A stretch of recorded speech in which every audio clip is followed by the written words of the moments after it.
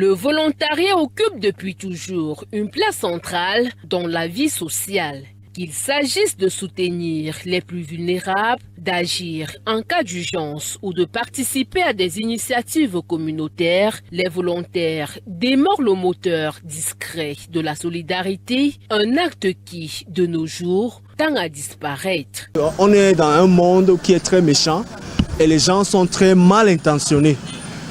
Et souvent les gens ont peur de faire du bien à cause des conséquences de leurs actes qu'ils vont poser. Tout ce qui est ici maintenant là, tout ce qu'on peut entreprendre, on attend une contrepartie. Donc le volontariat n'est plus possible.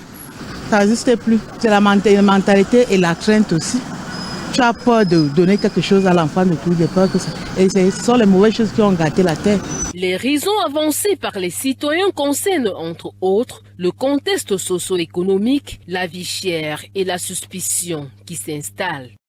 Un homme qui était avec sa femme, avec les enfants dans la voiture, est descendu du véhicule pour donner à un mendiant à Douala.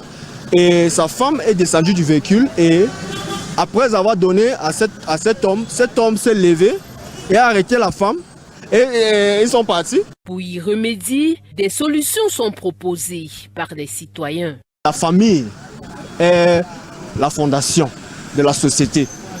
Toute cette éducation revient de la maison, ça revient de nos familles. Si nos parents éduquent les enfants, qui doivent poser des bons actes, qui doivent poser des actes sans attendre rien de retour, ils vont partir dehors avec tous ces enseignements et c'est sur cette base qu'on aura un bon société. Ce n'est que Dieu qui peut seulement changer tout.